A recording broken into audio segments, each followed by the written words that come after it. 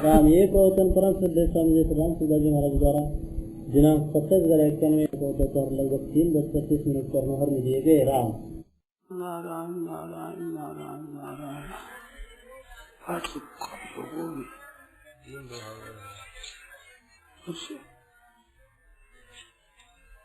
नारायण नारायण नारायण नारायण नारायण।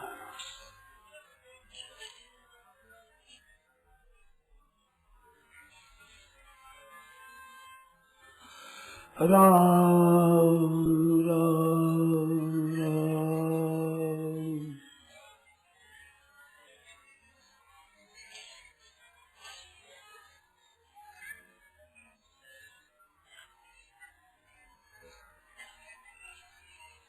एक कहानी सुनी हुई है हमारी।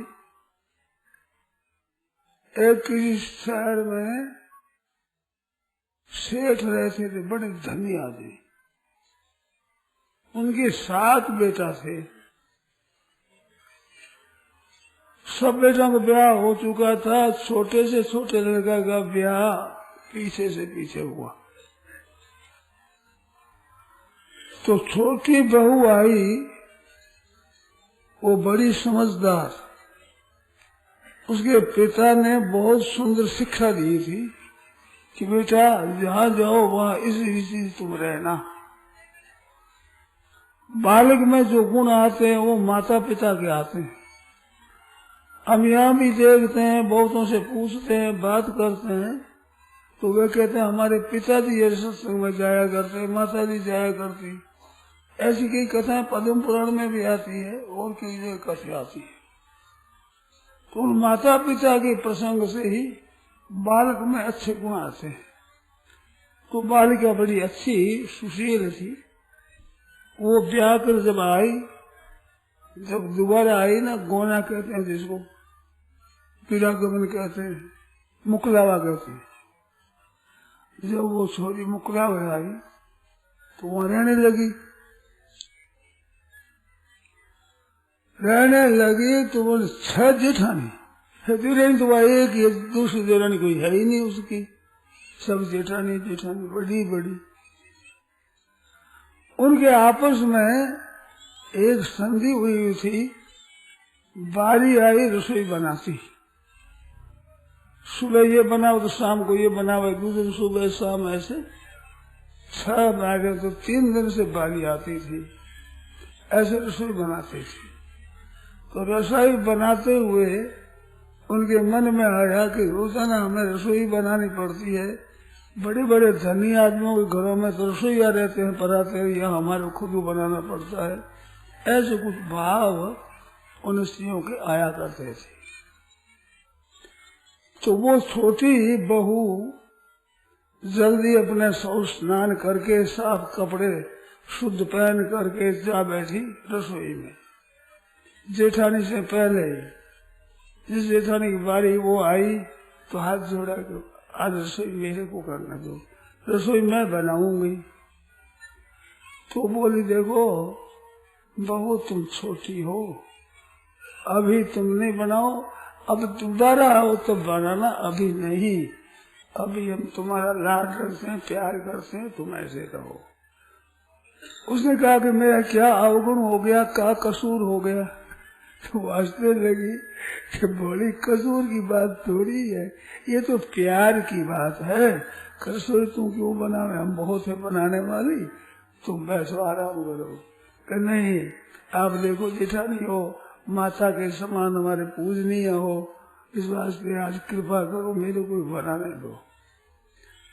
और मैं विनय करके महाराज उसने अपनी रसोई ली, मैं ही बनाऊंगी आज, तो कुछ भी हो जाए, मैं पहले आई गई, बनाऊंगी रसोई। उसने रसोई बनाई तो बड़ा सुंदर सुहाज रसोई बनी। क्यों? उत्साह से बनाई जाए, उत्साह से किया जाए काम वो बढ़िया होता है, और बाहर रूप मानकर किया जाए तो काम घटिया होता है।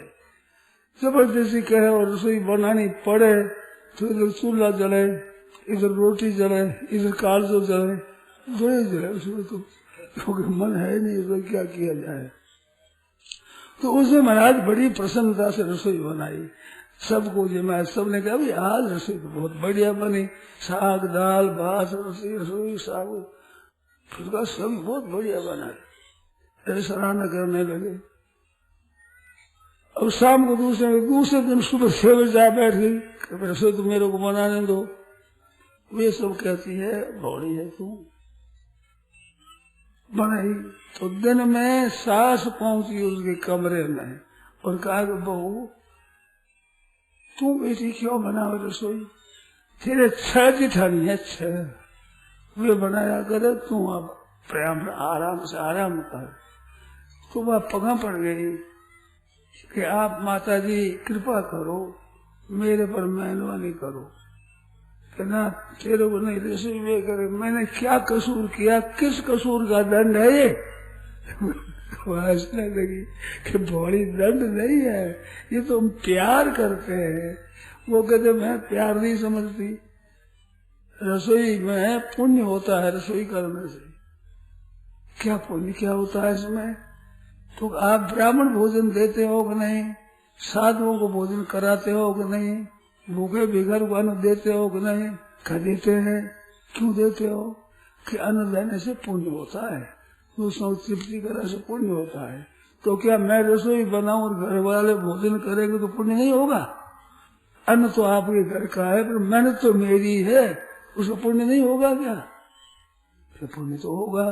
तो मेरे को वंचित क्यों रखो, मैं बढ़ाऊंगा रसोई। तो सास ने देखा मुझे छोटी छोरी है, कैसी बात बता, बढ़िया बात आती है। सास ने कहा अच्छा, अब वो रसोई बनाने लगी। मुझे एक वक्त का रसोई तो उसने ले ही ली, रोज नहीं बनाओ। अब रसोई बनाने लगी, उसने देखा तो क्या करे, रसोई तो ठीक आ गई हाथ। घर में चक्की थी पुरानी, परंतु कल चक्की से आटा पीस करके आता था। अपने पतिदेव से कहा कि एक बोरा मंगवा दो हमारे गेहूं का। अब दिन में साफ करके अच्छी तरह से और पीसा हाथ से पीस करके फिर रसोई बनाई। तो लोग कहने लगे आज तो फलों में भी स्वाद और इस तरह का है, क्या बात है आज। अब हाथ का पीसा हुआ था, कल चक्की में पीसते गरम गरम बंद कर देते हैं तो जल जाता है, और वो हाथ का पीसा हुआ ठंडा आटा होता है, अच्छा प्रेम से पीसा हुआ, प्रेम पूर्वक बनाया हुआ। सब लोग प्रशंसा करने लगे। 1-2 दिन जाकर में सासू ने देखा क्या करती है ये, कि तुम बेटी क्या कर रही हो ये, कि माता जी क्या कर रही हो, मेरा जन्म सफल कर रही हो। कि जन्म सफल भजन कीर्तन करे, भजन करे, ध्यान करे, सत्संग करे, इनसे होता है, इनसे होता है, रसोई बनाने से होता है। कि माता जी आटा मैं रोजीना पीस देता हूँ 2-2.5 सेर 3 सेर, तो रसोई जब बने तो कोई रसोई बनाओ, मेरा हिस्सा तो सब रसोई में हो गया कि नहीं, क्या तो हो गया, तो उनका पुण्य मेरे को ही तो होगा। और माता जी शरीर अच्छा रहता है, जो आटा पीसती है ना उन बहनों का शरीर अच्छा रहता है, ठीक तरह रहता है। और जो आलस में प्रमाद में बैठी रहे उनका शरीर बिगड़ जाता है, रोगी हो जाता है शरीर, नहीं तो पसीना निकल जाए, रोग भी ज्यादा नजदीक नहीं आवे, सब भाग जाए सभी। इसका तो बड़े फायदे की बात है। ऐसी बातें कही तो सासू की भी जैसी की बात ठीक कहती है।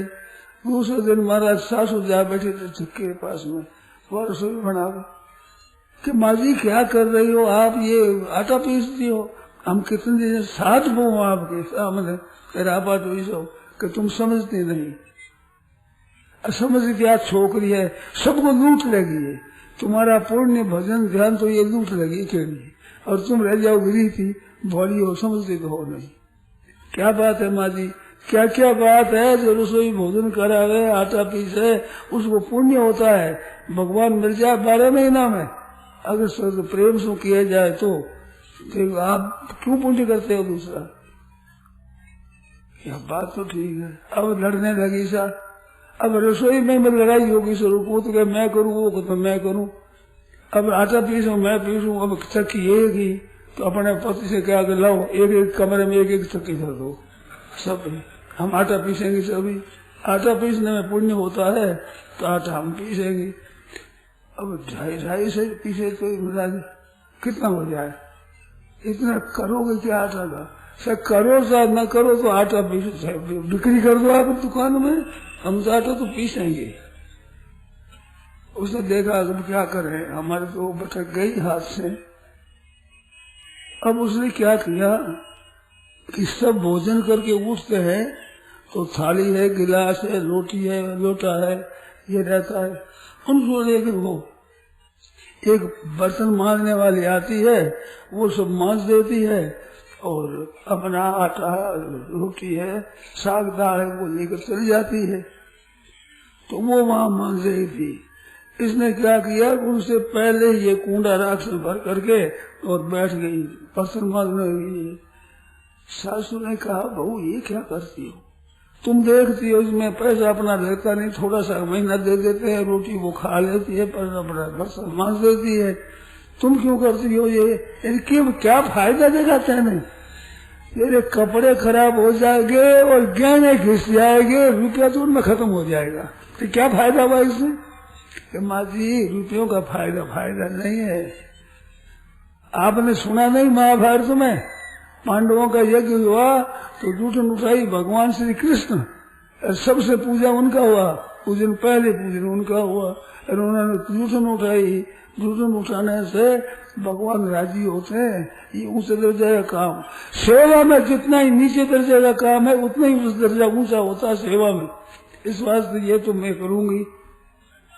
बातें बताए, सास ने देखा कि सॉरी है तो बहुत समझदार है, बहुत अच्छी बात कहती है। तो अब सासू बैठ गई, मैं मांझूंगी।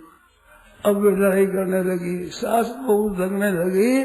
तो जेठानी ने समझा कि ये बात बढ़िया है, बस जो बहू करे, छोटी सासू करे, वही काम बढ़िया। वो कहते मैं करूँ, वो कहते मैं करूँ। जब भोजन करके उठे तो तैयार बैठी है, किसी का हाथ थाली लगे, किसी के गिलास, किसी की कटोरी हाथ लगे, मैं करूँ। अब वो रसोई भोजन कर रहा था तो बहू ने कहा, माँ जी इस थाली पर मेरा अधिकार है, मैं मांझूंगी थाली, क्योंकि मेरे पति है। कि जा तेरा पति पीछे, बेटा मेरा पहली है, मेरी है, मैं मांझूंगी। तू कैसे मानने आई? पीछे से मेरा लड़का है, मेरे लड़के की थाली मैं मांझूंगी। ऐसे लड़ाई होने लगी। अब जिस किसी के हाथ कोई लगे, सब मान से एक संगा भी। प्रेम से काम करने से काम तो हो जाता है थोड़ा, और आदमी हो जाते हैं ज्यादा। और तू कर करने से काम तो हो जाता है ज्यादा, आदमी हो जाते हैं थोड़े। तो नौकर रखना पड़े। फिर नौकर क्यों रखना पड़े? घर में इतनी बैठी है, एक गाड़ी भरिया आदमी, उसमें क्यों रखना पड़ेगा दूसरा आदमी? इस तरह से महाराज उसने काम किया। अब उसमें भी लड़ाई होने लगी। उसने क्या, भाई वो क्या करे, कि हम जो पैदा करते हैं कुछ वो तो यूं हो जाता है। तो एक दिन सुबह जल्दी उठ करके और झाड़ू दिया, सब अपने कमरे में दिया, बारे सब जगह झाड़ू दे दिया। अपने अपने कमरा बंद था, उस कमरा दिया। सास ने देख लिया कि बहू क्या करती हो, रज्जी में कपड़े खराब हो जाए ऐसे तुम काम क्या करती हो? नौ कराता है, कर्म कर देता है। कि माँ जी झाड़ू देने का बड़ा महत्व है। सबरी के भगवान पहले पधारे। क्या था? ऋषि मुनियों की जो डगर थी जिसमें जाते थे स्नान करने के सरोवर, वो झाड़ू लगा देती थी, कंकर दूर कर देती, बाड़ू बिछा देती। उन संतों की कृपा से भगवान संतों से पहले सबरी के घर गए। 6 महीनों में भगवान मिल जाए, काम छोटा है, इसमें बहुत अच्छी बात है। कैसी बात है? अब महाराज वो सास लगी उसमें। अब सास बहू लगी तो बहू ने देखा रही तो काम बहुत बढ़िया है, अपने करो। वो काम भी कम हो गया। अब क्या करे, काम तो हो गया ज्यादा कम, आदमी हो गया ज्यादा। तो घर में एक कुआं था, कुएं पर पानी भरने के लिए आदमी आया करते। तो छोटी बहू ने देखा कि अब तो ये करो काम, पानी का काम बढ़िया है, क्योंकि पानी हर एक पी जाए, रसोई कोई पावे न पावे, पंचर तो पी ले, और रसोई तो 1 बार 2 बार पावे। और पानी तो केवल पीते हैं, हाथ भी धोए, पैर भी धोए, सब तरह से पानी काम आता है। तो पानी का पुण्य बहुत है। वैशाख मास में लिखा है कि जल का बहुत ज्यादा पुण्य है। तो जल्दी उठ करके उसने अपने कपड़ा का धोकर स्नान कर और जल खींच करके सब भांड भर दिए अच्छी तरह से जल से। नौकर आया, उसने देखा तो सब पानी भरा हुआ, बैठा हुआ देखा, सेठ आया, बैठा कैसे है? कहते क्या करूं, जल भरना है ना, जल तो सब भरा हुआ है, सब भांड जितने बड़े छोटे भांड सब भरे हुए पानी के सभी। तो ये किसने किया? वो सासू पहुंची छोटी बहू के वहां, जब विनीत ने किया कि आप बोलो मत, आप चुप रहो, आपको कहना है तो गांव को हिला मारना है, सबको आप कह देते हो, बात हमारी फैल जाती है, हमारी तो कुछ पैदा हुई चली जाती है, तो तू पानी क्यों भरती है? नौकर अपने, पैसा बहुत है, कोई कमी नहीं है कि पैसा वास्ते नहीं करूं मैं, मेरे कंजूसी कृपणता से मैं नहीं करूं, तो कि जल्ला पुण्य ज्यादा है, अन्न से भी ज्यादा पानी का पुण्य है। अन्न बिना तो कई दिन आदमी, पानी बिना तो कई दिन जी सकता है, अन्न बिना जीना मुश्किल हो जाए, पर पानी बिना तो और ही मुश्किल हो जाए जीना। इस बात से पानी का तो बहुत ज्यादा पुण्य है। अब सास ने कभी ऐसी बात है, वो जल्दी उठी, सांस खींचने लगे पानी, अब पूरा शरीर बेचारे कोमल कोमल हाथ रस ऐसे फाला हो गया है, दुख पावे कि माँ जी क्या करो? वो कहने की कर रहे हो, हमारा काला मुंह हो जाएगा, कहीं गिर पड़ोगी, चोट लग जाएगी, तो लोग कहेगी साथ साथ वो आ गए और पानी भरे, बूढ़ी माँ जी मेरे बड़े बेइज्जती होगी, कि बेइज्जती हो नहीं हो, भगवान से मिलना है हमारा, तो इससे बहुत ज्यादा पुण्य होता है। अब महाराज वो लड़ने लगी, अब 2-3 दिन पानी भर दे, तो शेठ ने कहा कि नौकर को छुट्टी दे दे, तो वो पहुंची सास के पास, सास को जाकर कहा कि आप कृपा करो, पिताजी को कह दो छुट्टी ना दे और कोई काम में लगा दे, यानी बेचारे बाल बच्चों का पालन पोषण है, बिना नहीं कैसे काम चलेगा? के साथ छोटी बहू कह रही है और काम में लगाओ, छोटी बहू का हुक्म चलने लग गया, ससुर भी मानने लग गया, सास मानने लगी, जेठानी मानने लगी, क्यों काम करती है अच्छी तरह से, इस तरह से काम किया उसने। और तो अच्छा कि नहीं छुट्टी नहीं देंगे, वो काम लगा देंगे, ऐसे सब काम जितने जितने काम अपने अपने हाथ में ले लिए, सभी बड़ी उत्साह से करे। तो दूसरी बहुओं के भी, उन जेठानियों के मन में भी आया काम करने की, सबकी काम करने की। अब काम हो गया थोड़ा, आदमी हो गया ज्यादा, तो काम कम रह गया। जहाँ संपत्ति नाना, जिस घर में ऐसे प्रेम होता है, संप होता है, तो वहाँ धन की वृद्धि होती है। तो धन बढ़ा, मेरा दुकानों में धन बढ़ गया, धन बढ़ गया। तब सेठ ने देखा कि धन बढ़ गया तो अपने धन आता ही है, स्त्रियों के लिए गहना करा देना चाहिए। ये गहना होता है वो स्त्री धन होता है, गहना है सुंदरता के लिए नहीं है केवल, वो तो सुंदरता है ही, और गहना है वो बेटी वाले भी कहते, बेटे वाले भी डालते थे, बेटी वाले गहना कहता है। गहना कितना घालोगे, पुराने जमाने की रीति है ये, कितना गहना घालोगे? तो गहना वो मांग लेते थे कन्या के लिए, और बाप भी देता था, ससुर भी देता था, और भी सब गहना देते, बहू को देते हैं। बहू का धन है, वो धन पति का भी नहीं है, वो केवल बहू का ही धन है, स्त्री का ही धन है, वो स्त्री धन कहलाता है। तो ऐसे गहने हुए तो सेठ ने 7 गहना की जोड़ियां बना करके और लाकर बोरे में भर गया, नौकरों का दे दो सब, ये एक जोड़ी सबकी 7 5 जोड़ी से एक जोड़ी सब कमरे में धर दो, सब कमरे में धर दी। जेठानी सासू ने देखा क्या क्या गहना इनके पास बहुत है, क्यों धरते हो? क्या तुम हल्ला मत करो। सेठ ने कहा नहीं, हम रहेंगे, बहुओं के पैदा हुई है अपन ज्यादा, इस वास्ते बहुओं को कहना है। तब उसने छोटी बहू को पूछा कि क्या बात है? तो छोटी बहू ने क्या किया कि अपने गहने ले जाकर बड़ी जेठानी के वहां ले जाकर रखे, एक गहना आप ले लो, मेरे तो पीर से आया गहना तिजोरी भरी है, करूंगी क्या? फिर छोरा है, थारा छोरी है, हमारा ब्याह होगा, हमारे में छोरा है ना छोरी है, मेरे तो कोई बालक है ही नहीं, इस बात मैं क्या करूंगी गहनों का? आपके देखो कल में ब्याह होगा तो बहू के लिए चाहेगा, बेटी जाएगी तो उसको दहेज में देना पड़ेगा, ये तो आप रखी लो, जबरदस्ती अपना गहना रखी आई हो। तो जेठानी ने देखा क्या बात है, एक एक दो दो जोड़ी अब सभी जेठानी के रखी है। ये देखा सास ने, ये क्यों देती हो?